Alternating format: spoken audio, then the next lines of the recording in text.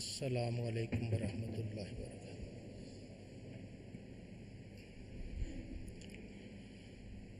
الحمد للہ رب العالمین، والصلاة والسلام علی امام الانبیاء والمرسلین وعلی آلہ واصحابہ اجمعین، اما بعد فاعوذ باللہ من الشیطان الرجیم، بسم اللہ الرحمن الرحیم۔ وَلِلَّهِ عَلَى النَّاسِ حِجُّ الْبَيْتِ مَنِ اسْتَطَاعَ إِلَيْهِ سَبِيلًا۔ صدق اللہ مولانا العظیم۔ محبت، عقیدت، الفت اور پیار سے درود پاک۔ تو السلام علیک یا سیدی یا رسول اللہ، وعلی آلک واصحابک یا حبیب اللہ۔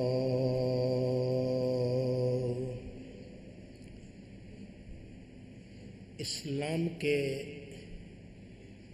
5 بنیادی ارکان کہے جاتے ہیں۔ ان میں 5واں رکن بیت اللہ کا حج ہے، اللہ کے گھر کا حج۔ اللہ رب العزت ہر اہل ایمان کو نصیب فرمائے۔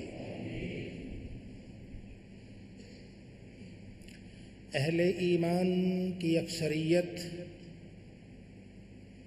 جن کے مقدر میں حج ہے وہ بیت اللہ پہنچ چکی۔ اللہ رب العزت ہمارے مقدر میں بھی رکھے، کبھی نصیب ہو رب کے گھر جانا، اللہ سب کو یہ نصیب فرمائے۔ نبی عربی صلی اللہ علیہ وآلہ وسلم آپ نے حج بیت اللہ کی ترغیب دی، فرمایا جو تم میں طاقت رکھتا ہو اسے بیت اللہ کا حج کرنا چاہیے۔ پھر ایک موقع پر ارشاد فرمایا کہ جس کے پاس استطاعت ہو، جانے کی طاقت ہو، اور پھر وہ 5 سال تک نہ جائے تو پھر وہ اللہ کی رحمت سے محروم ہی ہے۔ اللہ رب العزت ہر اہل ایمان کو اپنی رحمتیں اور برکتیں لینے کی توفیق عطا فرمائے۔ انسان جیسے ہی حرم محترم میں داخل ہوتا ہے، سب سے پہلے اس کی نظر کعبۃ اللہ پہ، اللہ کے گھر پہ پڑتی ہے۔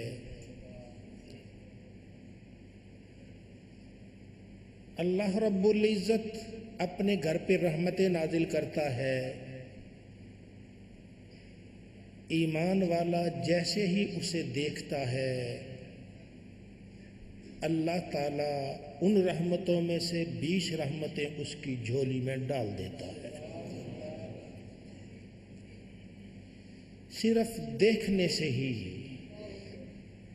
نظر اٹھا کر اس کی طرف دیکھنا، اس سے ہی اللہ رب العزت 20 رحمتیں اس کی جھولی میں ڈال دیتا ہے۔ اور پھر جو مرد مومن وہاں جا کے نماز پڑھتا ہے، 2 رکعت 4 رکعت ادا کرتا ہے، اللہ تعالیٰ اس کی جھولی میں 40 رحمتیں اور ڈال دیتا ہے۔ 20 رحمتیں دیکھنے والوں کے لیے اور 40 رحمتیں وہاں نماز پڑھنے والوں کے لیے۔ اور پھر جو وہاں طواف میں مصروف ہو جاتا ہے، اللہ کے گھر کا طواف کرتا ہے، چکر لگاتا ہے، دیوانوں کی طرح پھرتا ہے اور اس گھر کی زیارت کرتے ہوئے ساتھ ساتھ وہ چکر لگا رہا ہے، تو اللہ رب العزت 60 رحمتیں اور اس کی جھولی میں ڈال دیتا ہے۔ روزانہ کل 120 رحمتیں اس گھر پہ نازل ہوتی ہیں۔ 60 طواف کرنے والوں کو وہ دے دیتا ہے، 40 نماز پڑھنے والوں کو دیتا ہے اور 20 انہیں دیکھتا ہے جو نظریں اٹھا کے اس کو دیکھ لیتے ہیں۔ تو یہ رحمت، یہ برکت اللہ تعالیٰ ہر اہل ایمان کے مقدر میں کرے۔ اور جب یہ طواف کی ابتدا کرتے ہیں تو پہلے حجر اسود کو بوسہ دیتے ہیں۔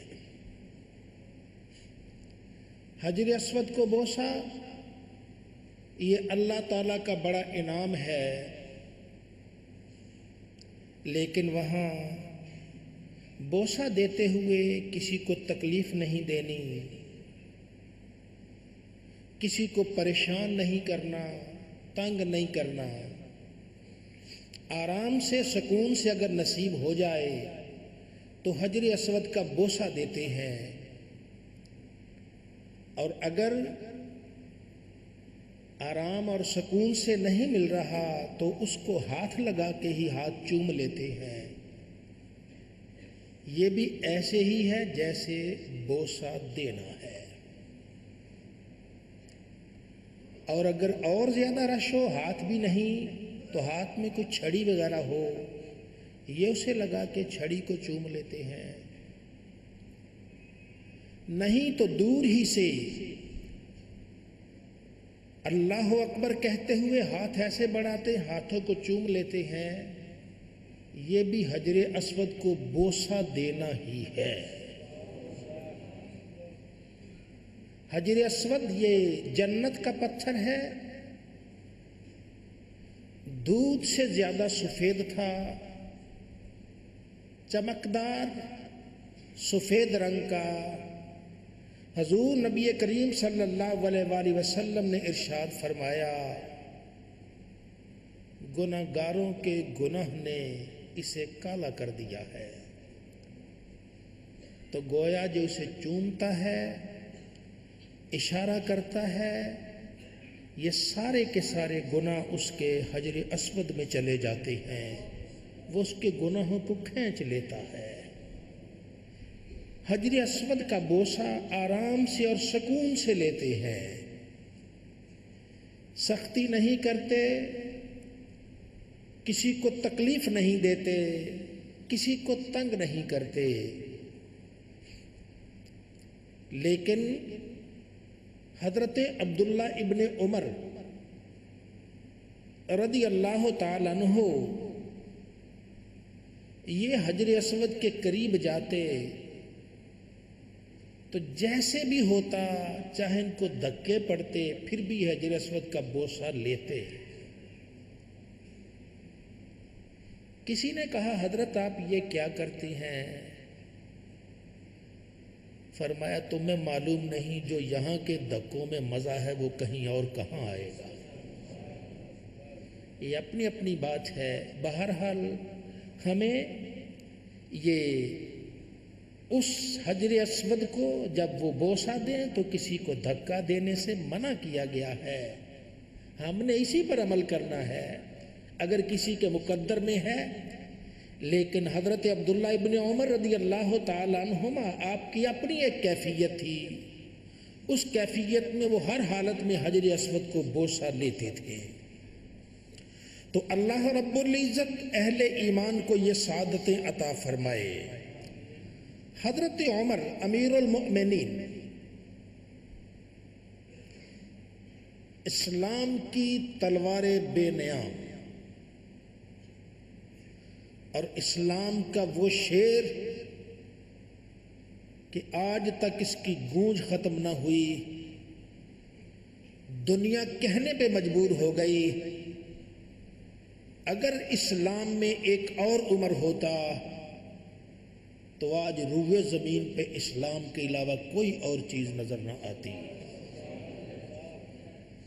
یہ حضرت عمر رضی اللہ تعالیٰ عنہ حجر اسود کے قریب چلے جاتے, اسے بوسہ دینے کے لیے کھڑے ہو جاتے اور فرماتے اے حجر پتھر, تو پتھر کا پتھر ہی ہے, نہ نفع دے سکتا ہے نہ نقصان. نفع نقصان اللہ وحدہ لا شریک کے ہاتھ میں. ہاں میں نے حضور نبی کریم صلی اللہ علیہ وآلہ وسلم کو بوسہ دیتے دیکھا ہے, اس لیے عمر بھی لب اپنے تجھ پہ لگا رہا ہے.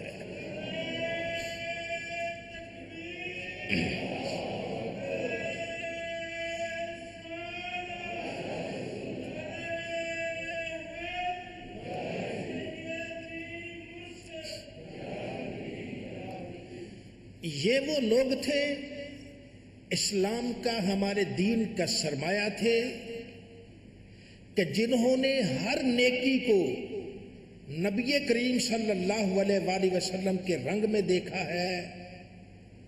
وہ تو وہی کرتے ہیں جو اللہ کے نبی نے فرمایا ہے. انہیں نہ نیکیوں کی کثرت مطلوب تو ہے لیکن وہ اس طرف دھیان نہیں دیتے. وہ کہتے ہیں اصل نیکی یہ ہے کہ نبی کریم صلی اللہ علیہ وسلم کی اداؤں پہ قربان ہوا جائے. تو اللہ رب العزت ہر اہل ایمان کو نبی رحمت صلی اللہ علیہ وآلہ وسلم کی اداؤں پر قربان ہونے کی توفیق عطا فرمائے. اللہ رب العزت کا یہ انعام کہ رب تعالیٰ نے اس امت پر بڑی مہربانی فرمائی کہ یہ امت کعبۃ اللہ کا حج کرتی ہے, طواف کرتی ہے, چکر لگاتی ہے. اللہ رب العزت نے پیارے نبی صلی اللہ علیہ وسلم نے ارشاد فرمایا کعبے کا طواف کرنے والے کعبۃ اللہ کا جب طواف کرتے ہیں ایک ایک قدم ان کے 10 نیکیاں لکھتا ہے, 10 گناہ مٹاتا ہے اور ان کے 10 درجے بلند کر دیے جاتے ہیں. ایک قدم پہ 10 نیکی. پھر یہ نیکی ہماری نہیں, یہ نیکی بیت اللہ والی نیکی, جو ایک عمل پہ ایک نیکی کی 1,00,000 نیکی ملتی ہے. تو اللہ رب العزت جب اللہ کا بندہ کوئی وہاں طواف کرتا ہے ایک ایک قدم پر اللہ تعالیٰ اسے 10 نیکیاں دیتا ہے. نیکی بھی حرم کی نیکی ہے, یہ اس دنیا کی ہمارے اس علاقے کی نیکی نہیں. ہم گھر سے بھی آتے ہیں, مسجد کی طرف آتے ہیں, قدم قدم پہ اللہ نیکی دیتا ہے, گناہ مٹاتا ہے, لیکن یہ نیکی ہمارے علاقے کی ہے. وہاں کی نیکی 1,00,000 نیکی کے برابر ہے. تو گویا اہل ایمان جب قدم اٹھاتے ہیں اللہ رب العزت ایک قدم کی بجائے انہیں 10 لاکھ نیکیاں عطا فرما رہا ہوتا ہے. ذالک فضل اللہ یؤتیہ من یشاء, یہ اللہ کا فضل ہے, اللہ جسے چاہتا ہے عطا فرماتا ہے. واللہ ذو الفضل العظیم, اللہ تعالیٰ بڑے فضل والا ہے. دنیا جو مانگے, اولین و آخرین جو مانگے, شروع سے قیامت تک جب تک دنیا ہے مانگتے رہیں. اللہ فرماتا ہے میں سب کو ان کی مرادوں کو مطابق عطا کر دوں, پھر بھی میرے خزانے میں اتنی کمی بھی نہیں ہوتی جتنی ایک ذرے کی صحرا میں کمی ہوا کرتی ہے, یا جتنی کوئی آدمی سمندر میں سوئی ڈالتا ہے باہر نکالتا ہے, سوئی پہ کیا آتا ہے, کچھ بھی نہیں, اتنا بھی کمی نہیں ہوتی. گویا اللہ رب العزت کے دربار میں جو ہم مانگتے جائیں, کروڑوں اربوں خربوں مانگتے جائیں, اللہ ہر ایک کو دیتا جائے, پھر بھی اللہ وحدہ لا شریک کے خزانوں میں ذرہ بھی کمی نہیں آتی. تو اللہ تعالی ہم سب کو اپنے ان خزانوں سے شاد کام ہونے کی توفیق عطا فرمائے کہ جو ہر قدم پر 10 لاکھ نیکیاں مل رہی ہیں, پھر اس کے ساتھ مٹ رہے ہیں، اور اللہ رب العزت درجات بھی بلند فرما رہا ہے۔ حضور نبی عربی صلی اللہ علیہ وآلہ وسلم نے ارشاد فرمایا، بندہ مومن جب یہاں سے نکلتا ہے، گھر سے حج کے لیے جاتا ہے، تو اس کی سواری جتنے قدم اٹھاتی ہے، اللہ رب العزت ہر قدم کے بدلے اسے نیکی عطا فرماتا ہے۔ جتنی سواری قدم اٹھاتی، ہر قدم کے بدلے نیکی عطا فرماتا ہے اللہ ذو الجلال۔ نیکیاں ہم نے نہیں دینی، اجر ہم نے نہیں دینا۔ اگر ہم دیتے تو کنجوسی کر لیتے، بھائی اتنا کچھ اسے دے رہے ہیں کس لیے؟ لیکن وہ تو قادر و قیوم ہے، اس کے خزانوں میں کوئی کمی نہیں۔ وہ تو کہتا ہے میرے در سے مانگو، اور کسی سخی سے مانگیں گے، بار بار مانگیں گے، سخی ناراض ہوتا ہے۔ ایک سخی